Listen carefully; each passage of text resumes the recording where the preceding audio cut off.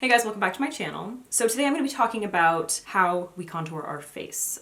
This can be kind of a, I don't know, it can be kind of a difficult topic because everybody's face is different, everyone's skin tone is different, everyone's skin type is different, everyone's preference is different. So hopefully I'm going to give you a couple little hints and tricks here and there to help you with your process. I'm going to be talking about a couple different mistakes that people tend to make. These are very common mistakes regarding color and also placement. Yeah, so hopefully this will be very informational for you guys. Let's jump into the video. All right, so I already have my base on. I did foundation and concealer and brows. That's it. So first I want to talk about color. This is super important. Products that I'm going to be using are kind of controversial, my whole makeup history. They are the contour sticks by KKW Beauty. I've come around to these. I hated the double-ended ones, and personally I think they're a little bit expensive for how much product you get, but the formula is really nice, and she launched some new colors a little while ago and they're just so great. It's very hard to find contour colors that are genuinely flattering, that are actually going to look like a contour color rather than a bronzer. I would say that the majority of contour sticks that I have used have been either way too warm or they've been ridiculously cool, like a purple gray. I'm going to be talking about contour sticks because that's just the process that I've been doing recently. I personally find that it allows for more precision when you're applying your makeup, but I am going to be talking about powders at the end of the video. I have two colors here. This is medium right here, and then you can see how warm that is. That's much more of a bronzer shade. And then this is the color that I'll be using to contour.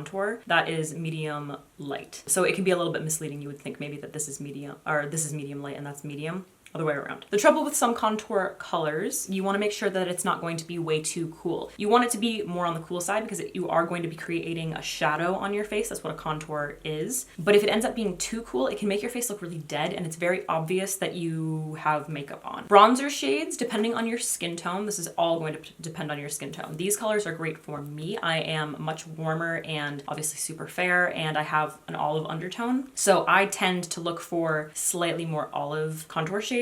If you are more tan and you have if you're like a Desi Perkins, you could pretty much use any deeper warm shade to contour. She pretty much always uses a bronzer and it looks beautiful on her because she's already very warm. If you're very fair and you have a pink undertone, you're gonna want to try and find something that's a little bit more neutral, a little bit more cool toned. So the reason I have two shades is because I like to use one to bronze and warm up the face, and then one to actually contour and create the shadows. I'm actually going to be starting off with my bronzer. It's very easy. You can go on Google and just kind of Google your face shape, whatever your face shape is. But I can tell you right now, you're not going to be able to do exactly that and it'll be perfect. Everyone's face is different no matter what, whether people tell you have a round face or a heart-shaped face. It's really just a guide. It's going to come from actual experience. So you're going to have to experiment a little bit. It took me a while to figure out what the most flattering placement is for my face. And I'm going to be showing you or explaining to you some of the mistakes that I was making. So I'm going to start off with my bronzer just to warm up my face a little bit. So just in the areas where the sun would hit, and I have a pretty big forehead, so I like to kind of make it look a little bit shorter. What I used to do when I was placing my bronzer and my contour is I was placing it way too low because I figured you're placing it where the shadow is, not the bronzer, but the contour. You're placing it where the shadow is, so it's going to be low. It's actually better to place it a little bit higher. So I think you can see where my cheekbone is. It's right here,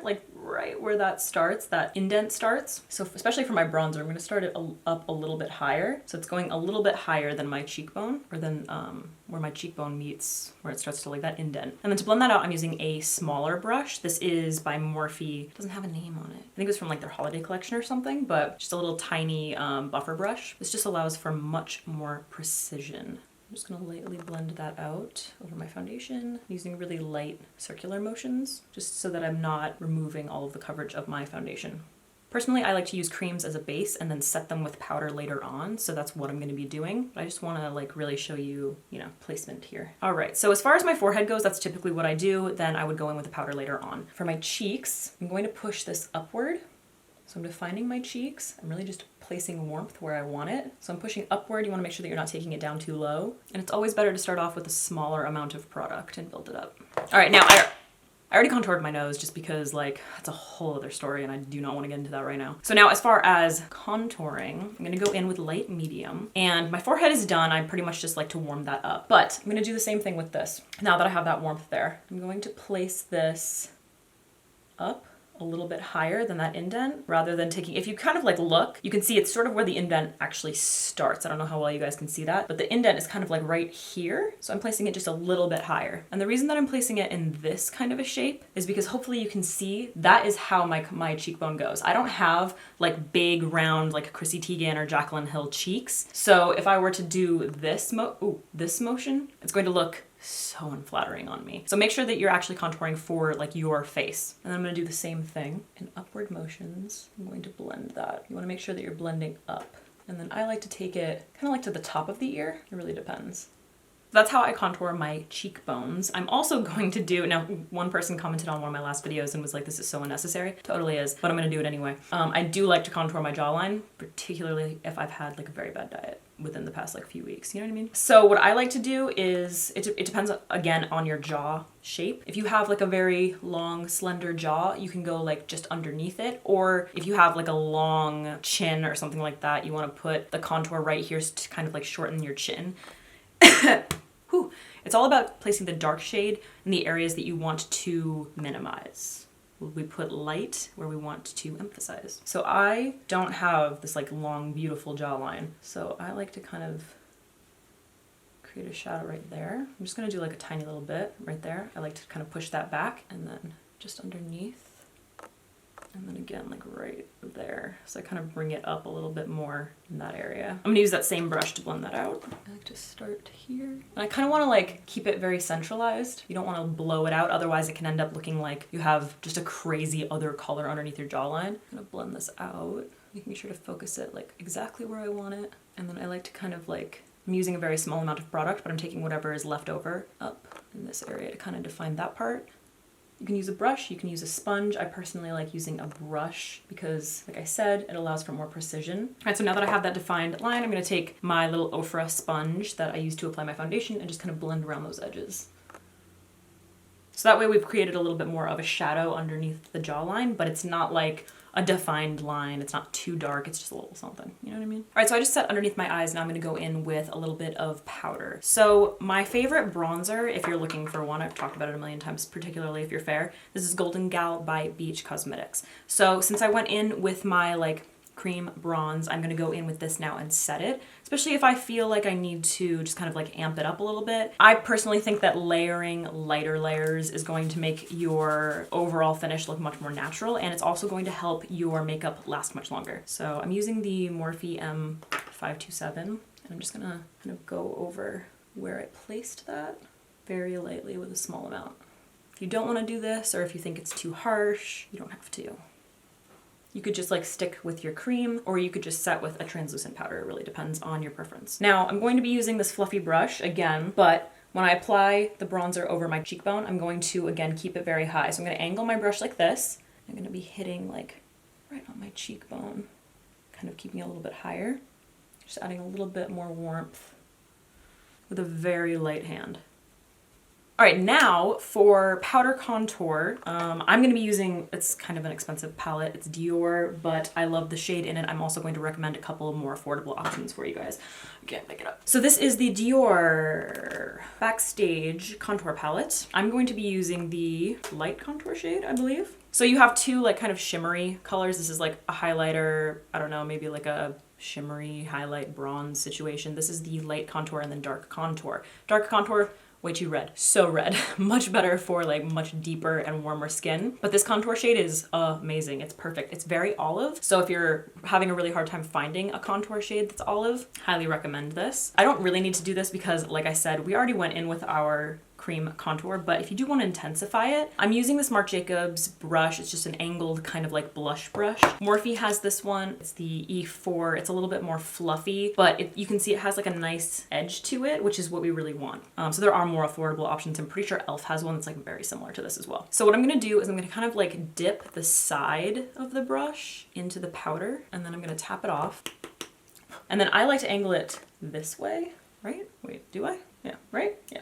So I'm gonna angle it this way, the brush this way. And I'm gonna be doing basically the exact same thing. You wanna make sure that you're placing it in the same area. So I'm keeping it a little bit higher, the edge of the brush, and I'm gonna kind of like feather it and fan it along that line. And as I'm doing that, I'm kind of pushing upward. This is gonna add a little bit more definition. Again, it's going to set that contour. But if you're only using powders, if you only want to use powders, this is how I would do it. Remember to always keep a light hand. So it just added like a little bit more definition. And then if you see any areas that like haven't been blended or whatever, just make sure you're going in with like very small amounts to begin with. And then if you feel like you need to do a little bit of blending, you can kind of turn your brush and use the fluffier side. And then you can do the same thing, take it on the side of the brush for your jawline and just feather it in the areas where you want it.